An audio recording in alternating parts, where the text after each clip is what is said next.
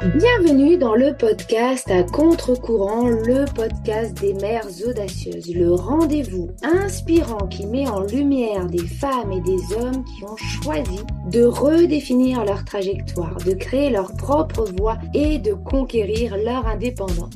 Je suis votre hôte, Nathalie Grimaud-Morvillier, et je suis honorée de vous accompagner dans ce voyage extraordinaire. Après plus de 15 ans en tant que salariée dans le domaine du marketing digital et après 4 discriminations à la maternité, j'ai décidé de prendre mon indépendance pour mieux profiter de mes enfants sans renoncer à ma carrière professionnelle. Avec la tribu digitale, j'aide désormais les parents à en faire de même. Dans ce podcast, à chaque épisode, nous vous présenterons des histoires captivantes de mères audacieuses, de pères engagés, mais surtout de parents déterminés qui ont trouvé le courage de se réinventer pour mieux concilier leur vie personnelle et professionnelle. Qu'il s'agisse de maman, de papa ou de famille, notre podcast est un espace où chacun peut trouver une source d'inspiration, de conseils et de perspectives pour embrasser un avenir empreint de flexibilité, d'épanouissement et de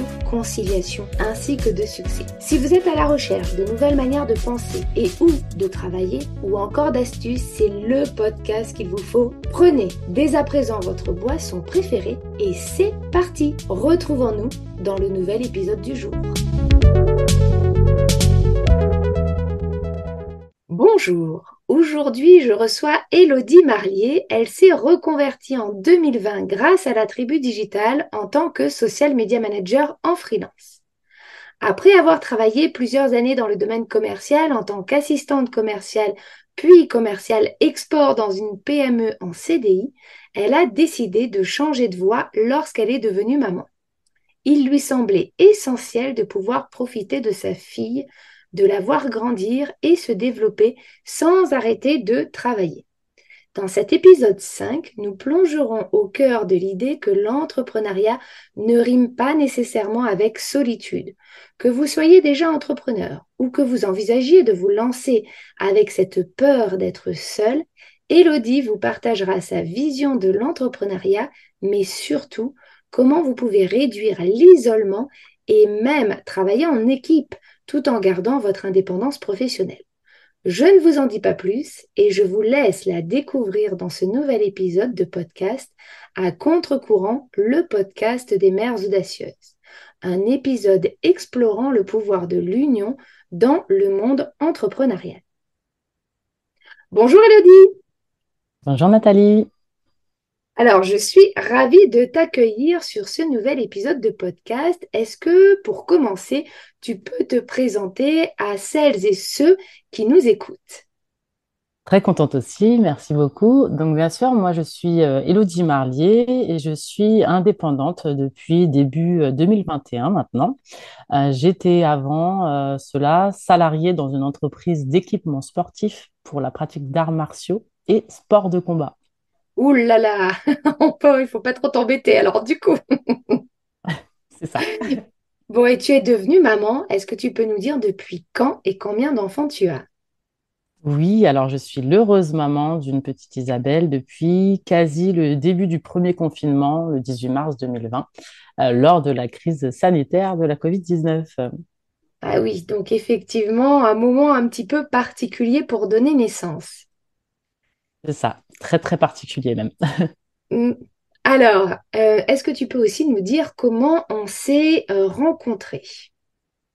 Oui, alors nous nous sommes rencontrés, ou plutôt je t'ai rencontré grâce à la pub Facebook qui m'a montré le webinaire qui avait lieu à l'automne 2020, où tu présentais la possibilité de se reconvertir professionnellement de chez soi et se lancer à son compte pour être présente pour nos enfants tout en continuant une activité professionnelle compatible avec cela. Et donc, c'est ça qui t'a donné envie finalement d'explorer l'entrepreneuriat. Exactement, j'ai foncé. Alors, on va y revenir justement parce que souvent, lorsqu'on se lance en solopreneur, en tant que memepreneur, on peut avoir cette problématique de la solitude ou en tout cas se sentir un petit peu seul. On y reviendra juste après, mais j'ai pris l'habitude de poser une petite question pour savoir si tu devais être une femme à impact connu, qui serais-tu et surtout Pourquoi? Alors, je dirais Simone de Beauvoir, parce que c'était une femme de lettres engagée, très inspirante, encore aujourd'hui pour beaucoup de femmes. Elle a participé au mouvement de libération des femmes, qui a permis de modifier les droits des femmes en ce qui concerne l'égalité professionnelle et parentale. Je suis vraiment reconnaissante envers cette femme et toutes les autres qui ont permis cette évolution. Elle a également abordé des thèmes tabous encore aujourd'hui et les mettre en lumière, ce qui est d'autant plus remarquable et touchant, comme l'athéisme, l'avortement, la mort et j'en passe. Effectivement, une femme engagée et qui a tracé un certain nombre, en tout cas, de nouveaux chemins pour nous les femmes et pour nous les mères. Alors, lorsque tu prends connaissance en fait de mon webinaire à l'automne 2020, finalement, ta petite puce est toute petite. Est-ce que tu peux nous dire ce qui finalement t'a concrètement motivé à changer de voie, à te reconvertir et puis surtout comment ça s'est passé pour toi? Bien sûr. Donc, en fait, j'avais pris la décision de me reconvertir professionnellement car je voyais que le poste que j'occupais ne me convenait pas. Je n'étais pas épanouie, j'étais fatiguée de mes journées de travail, la motivation était de plus en plus basse. Je voyais que je n'avais pas assez de temps pour ma vie personnelle, les week-ends passaient bien trop vite et la semaine, pas le temps pour grand-chose car départ à 7h30 le matin, puis retour à 19h30 à la maison. J'avais vraiment le désir de me sentir plus utile aussi, d'avoir un travail plus à vocation. Mais en dehors de ça, juste après a surgi le décès de ma sœur et ça m'a clairement fait mettre en stand-by ma vie professionnelle pour donner priorité à ma famille, être présent pour eux, mes parents, mon beau-frère, les soutenir, aider à la gestion de leurs enfants en bas âge. Et puis j'ai eu la chance de tomber enceinte et d'avoir ma fille, ce qui a permis de remonter la pente, d'apporter du baume au cœur. Mais je devais continuer à être présente pour eux tous. Donc vraiment, ta proposition de réinvention professionnelle, Nathalie, ça m'est vraiment apparu comme la solution à ma situation. Et ça a complètement fait écho en moi. J'ai tout de suite sauté le pas, en fait. C'était parti pour l'entrepreneuriat et la flexibilité. Waouh, en tout cas, merci pour ta présentation. J'en ai quelques frissons, effectivement. On passe parfois dans notre vie personnelle ou professionnelle par des moments très compliqués. Et ce qui est génial, c'est qu'on peut rebondir et ça nous apporte souvent, en fait, une autre manière de voir, une autre manière de faire, ce qui est vraiment super et ce qui correspond finalement mieux à nos attentes. Rentrons maintenant dans le vif du sujet du jour, parce que lorsqu'on se lance en tant qu'entrepreneur, de nombreuses personnes pensent à tort qu'on a en fait l'entrepreneuriat qui rime avec la solitude de l'entrepreneur. Et surtout, finalement, lorsqu'on se lance en tant qu'auto-entreprise, solopreneur ou en freelance. Trop, trop souvent, l'image de l'entrepreneur solitaire, terré au fin fond, tu vois, de son appartement, avec finalement, il voit personne, il est tout seul, etc. Mais en réalité, on peut être entrepreneur avec une réalité bien différente. De ton côté, Elodie, quand tu t'es lancée, ou même après un petit peu plus tard, est-ce que tu as ressenti, toi, cette solitude, soit lors de ton lancement, soit un petit peu plus tardivement? Et puis si oui, comment tu l'as dépassée? Alors personnellement, je n'ai jamais ressenti la solitude de l'entrepreneur. Tout d'abord, tout au long de ma reconversion, je faisais partie d'un groupe d'apprentissage avec de nombreuses autres mamans dans ma situation. Donc, je pouvais échanger régulièrement avec elles si j'avais des doutes, des questions. Et j'ai même créé des affinités qui ont perduré au-delà de la période de formation. Et ensuite, dès mon lancement d'activité, j'ai mis en place des stratégies qui m'ont permis de ne jamais me sentir seule. J'ai notamment discuté avec mon entourage de ma reconversion. Ah oui, effectivement, l'entourage, pardon, est très très important pour se sentir bien pendant sa reconversion et ne pas se sentir seul. D'ailleurs, je lisais ce matin une étude qui sortait et qui disait que justement l'entourage permettait la réussite ou l'échec d'un entrepreneur, soit la réussite parce qu'on se sent épaulé, soit l'échec parce que justement on ne se sent pas suffisamment épaulé. Ah, complètement d'accord.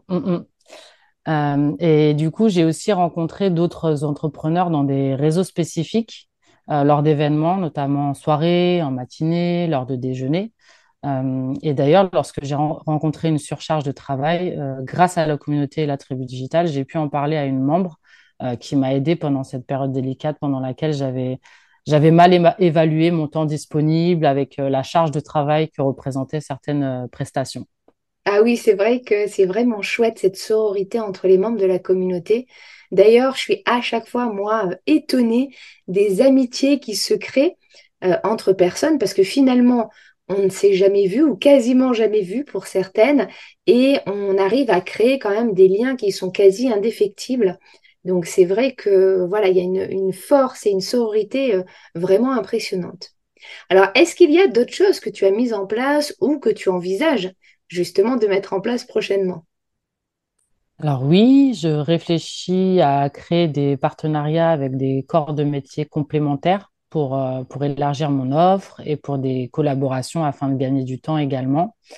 Il y a par exemple des personnes dans la communication qui ont créé une agence de communication suite à des rencontres au sein d'un réseau professionnel, ou encore une rédactrice web qui s'est associée à une graphiste rencontrée dans un réseau d'entrepreneuses pour créer une offre commune, l'une rédigeant les contenus et l'autre créant les visuels de communication. J'adore voir ça autour de moi. C'est vraiment beau la complémentarité. Chaque rencontre est enrichissante et permet d'évoluer. J'envisage aussi prochainement de caler dans mon emploi du temps, par-ci, par-là, du coworking en présentiel et en virtuel, ce qui me permettra de continuer à rencontrer de nouvelles personnes et ou aussi de consolider des relations déjà établies. Par contre, j'ai pu constater que certaines personnes qui lançaient leur activité avaient tendance à rester chez elles et Mm. pouvaient ressentir cette solitude de l'entrepreneur. J'ai quelques exemples en tête de personnes qui ont éprouvé cela, mais ont trouvé des solutions pour en sortir, notamment une qui se reconnaîtra certainement si elle nous écoute, une membre aussi de la communauté de la tribu digitale d'ailleurs. Elle en avait marre d'être à la maison et de ne voir personne. Ça lui manquait de ne plus avoir de collègues en présentiel. Et elle est venue à un salon avec moi, visiter le salon Baby à Paris, et ça lui a vraiment fait du bien. Elle a également fait du coworking et déjeuner avec d'autres membres de la communauté. Et elle s'est rendue compte que de rester seule ne tenait vraiment qu'à elle et qu'il était possible de caler des moments en collectif dans son planning pour vaincre cette solitude. Ah ben c'est clair, effectivement, on n'est pas dans une prison dorée, hein, on est chez soi, donc on peut sortir, on peut voir du monde, on peut aller déjeuner le midi avec des amis, des anciens collègues, des prestataires, des clients même. On peut, comme tu le dis, faire du coworking ou tout simplement avoir des moments de partage.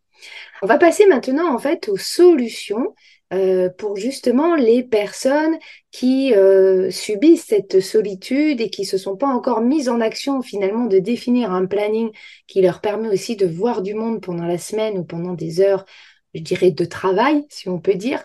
D'après toi, quelles seraient les solutions qui te semblent envisageables pour les personnes qui rencontrent justement cette solitude de l'entrepreneur? Alors, la première solution qui me vient en tête, ce serait de ne pas rester seul en créant un binôme avec une autre ou un autre entrepreneur qui pourra vous écouter, vous soutenir ou même vous aider en cas de nécessité. J'ai eu la chance d'avoir une collègue de formation, entrepreneur également, faisant partie de la communauté de la tribu digitale qui m'a aidé à des moments où j'étais surchargée, comme j'ai pu évoquer précédemment. D'où la nécessité de bien s'entourer quand on est entrepreneur pour gérer des périodes de pic d'activité et ne pas s'écrouler en burn-out ou éviter de se sentir seul à tout affronter en fait. Ouais, c'est clair, tu as raison. En fait, avoir un binôme qui comprenne ce que l'on traverse et qui puisse aussi nous écouter, nous conseiller ou même nous épauler, c'est hyper important. Alors moi, personnellement, de mon côté, j'ai la chance que mon mari soit ce binôme. On travaille tous les deux dans le même domaine d'activité, donc c'est vrai que ça aide aussi. Et on est tous les deux entrepreneurs, mais c'est pas toujours simple auprès de son conjoint parce que si le conjoint est pas entrepreneur, s'il connaît rien à notre domaine d'activité, il n'a pas forcément la même vision. Et dans ce cadre-là, on peut se rapprocher d'un autre entrepreneur qui finalement va subir ou partager les mêmes expériences ou le même type d'expérience que nous. Et c'est d'ailleurs dans la tribu digitale ce qui m'a poussée à créer un système que j'appelle les sœurs d'action. Comme ça, les mamans se mettent à deux ou à trois et s'entraident les unes les autres, se motivent, s'appellent, se donnent des objectifs. C'est un peu d'ailleurs comme lorsqu'on va perdre du poids ou aller à la salle de sport. C'est plus simple si on y va à deux que si on le fait toute seule, parce qu'il y en a toujours une des deux qui va motiver celle qui est la moins motivée sur le moment présent. C'est clair. Ben, c'est vrai que c'est génial le concept de sœur d'action. Ça a rapproché les membres et ça leur a donné de la force, je trouve. Comme on dit à plusieurs, on va plus loin. C'est Et, clair. et je conseille aussi également de rejoindre des réseaux d'entrepreneurs, que vous soyez à l'aise en public ou non. C'est essentiel pour nouer de nouvelles relations professionnelles, trouver des clients et même des partenaires. Parfois, on n'en a pas forcément envie, mais s'imposer d'y aller régulièrement, c'est vraiment essentiel. Donc, je recommande vivement de tester plusieurs réseaux pour trouver celui qui vous convient. Et enfin, ce n'est pas parce que vous travaillez de chez vous que vous êtes obligé de rester seul toute la journée chez vous. Plusieurs options peuvent être mises en place, du coworking, aller déjeuner régulièrement avec des connaissances ou des amis, rencontrer ses clients et ses confrères, se rendre à des événements, des conférences ou à des salons. Voilà, il y a plein de possibilités. Ah oui, c'est clair, effectivement. En tant que preneur, en fait, on se doit finalement de trouver le système de travail et de fonctionnement qui nous convienne à nous. Tu as totalement raison, Elodie. Alors, justement, comment tu gères finalement cet aspect de preneur avec ta vie familiale et puis avec ton planning en fait personnel? Alors, merci la visio, parce que quand je me suis lancée dans l'entrepreneuriat, on était en plein Covid, en pleine crise sanitaire. Et il n'y avait pas vraiment d'autre choix que d'utiliser les nouvelles technologies. Et finalement, ça m'a permis de faire de belles rencontres en visio via la communauté de la tribu digitale, mais aussi grâce aux réseaux sociaux, tout en gérant l'organisation avec ma fille à côté, en fait. Et depuis septembre, c'est un nouveau rythme avec l'école, ce qui me permet de continuer à travailler, mais surtout d'avoir plus de liberté de mouvement aussi, notamment les lundis, mardis, jeudis et vendredis hors vacances scolaires, car je continue à la garder avec moi les mercredis et pendant les vacances scolaires. Du coup, ça demande de penser parfois en dehors des clous habituels et d'adapter sa routine de travail en travaillant des fois, voilà, un peu sur le week-end, un peu en soirée ou le matin un peu plus tôt. Mais c'est tellement bon de pouvoir être auprès des siens à mes yeux, faire des activités en journée, que c'est complètement compensé. Encore une fois, je me suis jamais sentie seule, mais j'ai mis en place tout ce qu'il fallait pour ne pas ressentir cette solitude de l'entrepreneur. Ouais, je vois effectivement que tu vis à fond en fait cette on va dire cette nouvelle vie ou cette nouvelle orientation professionnelle. Alors justement pour les parents qui eux auraient un petit peu plus de difficultés, souhaiteraient se lancer mais ont justement peur d'être seuls, quels conseils pourrais-tu leur donner? Ça serait de ne pas rester figé par peur ou appréhension, de rencontrer de nouvelles personnes ou encore de parler en public à des inconnus, de se mettre en action en trouvant ce qui leur correspond, que ce soit des réseaux d'entrepreneurs, des espaces de coworking, des partenariats, réaliser régulièrement du networking, rejoindre des groupes sur les réseaux sociaux. Et vraiment, à tout problème, une solution. Il faut juste chercher celle qui nous convient. Et dès qu'elle est trouvée, bah, hop, en route.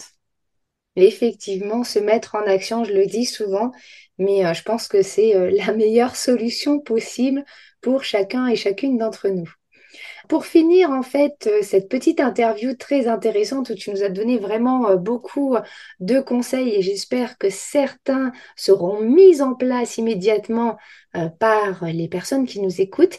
Est-ce que tu peux ou est-ce que tu as une anecdote à nous partager justement en lien avec ce sujet que nous avons traité aujourd'hui?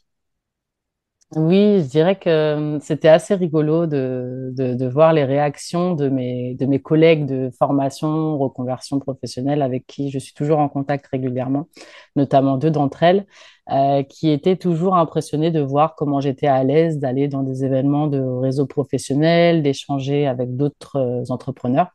Elle trouvait cela vraiment compliqué pour elle à l'époque, ne s'en sentait pas capable, mais elle se mettait surtout des barrières. Aujourd'hui, elles apprécient également de se rendre dans des soirées, des déjeuners, des journées ou matinées de networking. Donc, comme quoi, on se met souvent des freins soi-même et c'est dommage car une fois mis en action, on voit bien qu'on y parvient et on y prend même souvent goût. La preuve en est. Waouh, génial, une belle évolution en tout cas pour ces mamans entrepreneurs. Et comme tu le dis, on a souvent de nombreux blocages qui sont en réalité que nos propres craintes. Et il n'y a aucune raison en se lançant et en se mettant en action qu'on n'y arrive pas. Au contraire, on va y arriver. Parfois c'est plus simple, parfois c'est un petit peu plus difficile, mais on y arrive toujours en fait en se mettant en action. Merci beaucoup, Elodie, pour ce témoignage, en tout cas, et ta présence aujourd'hui à mes côtés. J'espère que ce nouvel épisode vous a plu et que vous pourrez mettre en place certains des conseils d'Elodie. Pour conclure, quel serait ton mot ou ta phrase de fin? Merci à toi, Nathalie. J'espère que ça pourra être utile aux personnes qui écouteront. Alors, pour conclure, je dirais que lorsqu'on est entrepreneur, mais comme dans la vie en général, en fait, il faut bien s'entourer pour grandir et s'épanouir. Il y a plein de possibilités, comme nous avons pu en parler lors de cette interview. Il faut juste trouver celle qui nous plaît le plus et foncer pour ne pas ressentir cette solitude que certains ont pu ou peuvent encore éprouver comme sentiment. Waouh, merci beaucoup. En tout cas, j'adore. Encore merci pour ta présence et merci à toutes celles et ceux qui ont écouté cet épisode jusqu'au bout. C'est la fin de cet épisode. Donc, si je devais synthétiser notre interview de ce jour, je dirais que la solitude de l'entrepreneur n'est pas systématique ni même une fatalité. Donc, si vous souhaitez vous lancer, il existe de nombreuses solutions pour vous lancer en tant que solopreneur sans être seul à affronter tous les aspects de votre entreprise quotidiennement. Et si vous êtes déjà lancé et que vous vous sentez seul, ben dans ce cas-là, mettez en place dès à présent, dès aujourd'hui, les conseils et les recommandations partagées. Et puis, n'hésitez pas non plus à nous faire vos retours sur votre plateforme préférée ou directement par mail à information@la-tribu-digital.fr. Si vous avez aimé cet épisode, encouragez-nous, puisque nous sommes au tout début du lancement de notre podcast, en nous laissant une petite note et un petit commentaire. Je vous souhaite à chacune et à chacun une très belle journée, après-midi, soirée, et je vous retrouve dans 15 jours pour un nouvel épisode. À très vite!